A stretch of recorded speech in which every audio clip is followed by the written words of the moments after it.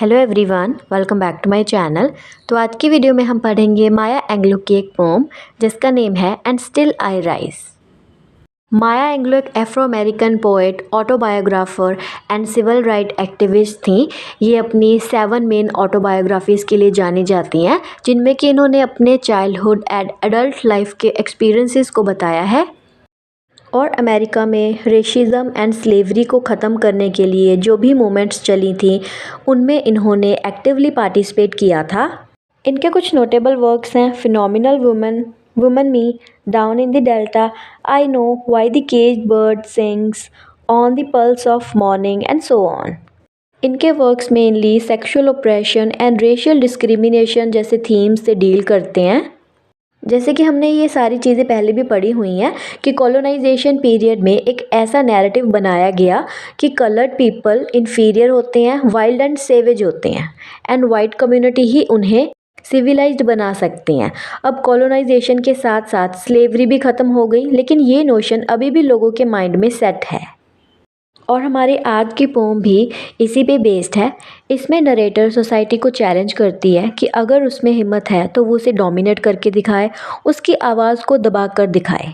लेकिन वो इतनी ऑप्टिमिस्टिक एंड डिटरमाइंड है कि वो इन सब चीज़ों से डर के चुप करके नहीं बैठेगी, इंस्टेड दोबारा से खड़ी होगी। एंड वो सिर्फ अपने आप को ही नहीं बल्कि अपनी पूरी ब्लैक कम्युनिटी को रिप्रेजेंट कर रही है। आइए अब हम इस पोम को थोड़ा डिटेल में पढ़ते हैं। तो इन लाइंस में वो कहती हैं कि उन्हें फ़र्क नहीं पड़ता कि हिस्ट्री में उनके बारे में क्या कुछ लिखा है, क्योंकि जो कॉलोनाइजेशन पीरियड के राइटर्स हैं ऑब्वियसली उन्होंने उनके बारे में गलत फैक्ट्स ही पेश किए होंगे उनकी एक नेगेटिव इमेज बिल्ड करने के लिए। एंड वो कहती हैं कि वो इस चीज़ को बॉदर नहीं करती। वो चाहे कितनी भी कोशिश कर लें उसे कुचल के जाने की या उसे मिट्टी में मिलाने की, लेकिन वो उस मिट्टी की तरह ही दोबारा से खड़ी होगी। नेक्स्ट स्टैंजा में वो उन लोगों से क्वेश्चन पुट करती है कि क्या उसकी बोल्डनेस एंड लाइवलीनेस उन्हें अपसेट कर रही है, क्योंकि वो लोग तो हमेशा से यही चाहते आए हैं कि ये लोग हमेशा उनके स्लेव ही रहें। वो कॉन्फिडेंट है एंड उसकी वॉक ऐसे है जैसे कि वो ऑयल वेल्स की ओनर हो, और क्या यही चीज़ उन्हें सौरो फील करवा रही है। वो अपने घर अपने रूम में बैठ के अपनी सक्सेस इंजॉय करती है, क्योंकि वो एक successful writer and independent black woman है।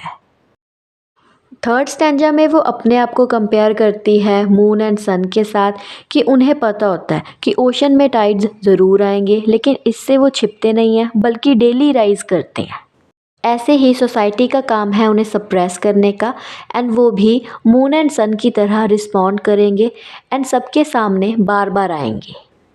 जैसे किसी की उम्मीद ख़त्म नहीं होती एंड वो और बढ़ती रहती है, वैसे ही ये भी अपनी लाइफ में आगे बढ़ते रहेंगे। फोर्थ स्टैंजा में अगेन वो सोसाइटी में प्रेजेंट कुछ रेशिस्ट लोगों से ये क्वेश्चन पूछती है कि क्या वो उसे हमेशा टूटा हुआ देखना चाहते हैं, कि उसका सिर उनके आगे हमेशा झुका रहे एंड आंखें नीची रहें और वो डिस्ट्रेस्ड रहें, या वो ये चाहते हैं कि इनके शोल्डर्स भी ऐसे ही झुके रहें। वो उन्हें इतना ज़्यादा ऑप्रेस एंड एक्सप्लॉयट करना चाहते हैं कि उनकी आत्मा भी चिल्लाने लग जाए।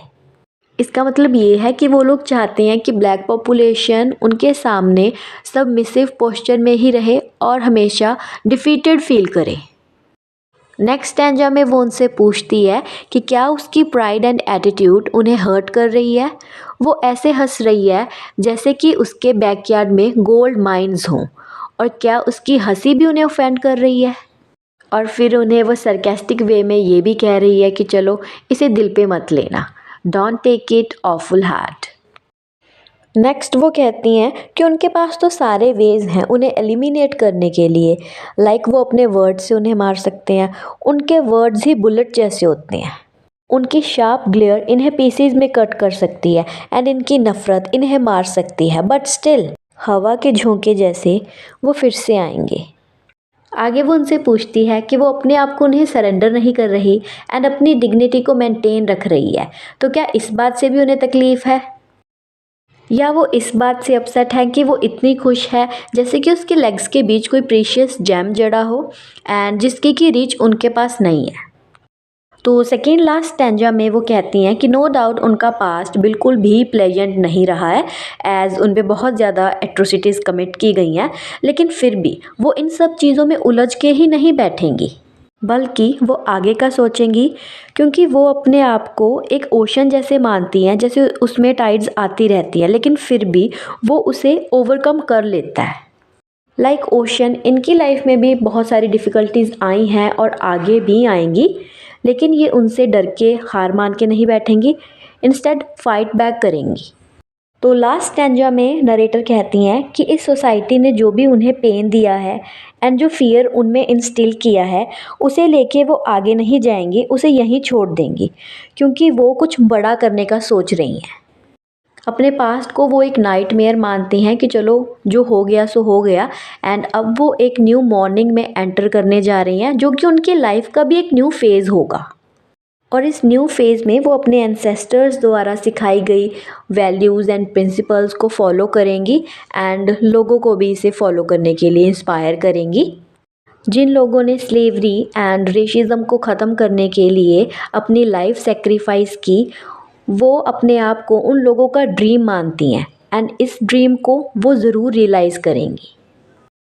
तो ये थी इस पोम की लाइन टू लाइन एक्सप्लेनेशन। अगर आपको वीडियो अच्छी लगी हो तो इसे like and share and channel को सब्सक्राइब ज़रूर करना। एंड अगर आपको इसके नोट्स चाहिए तो बिलो मेंशन नंबर पे व्हाट्सएप करना। And see you people in the next video.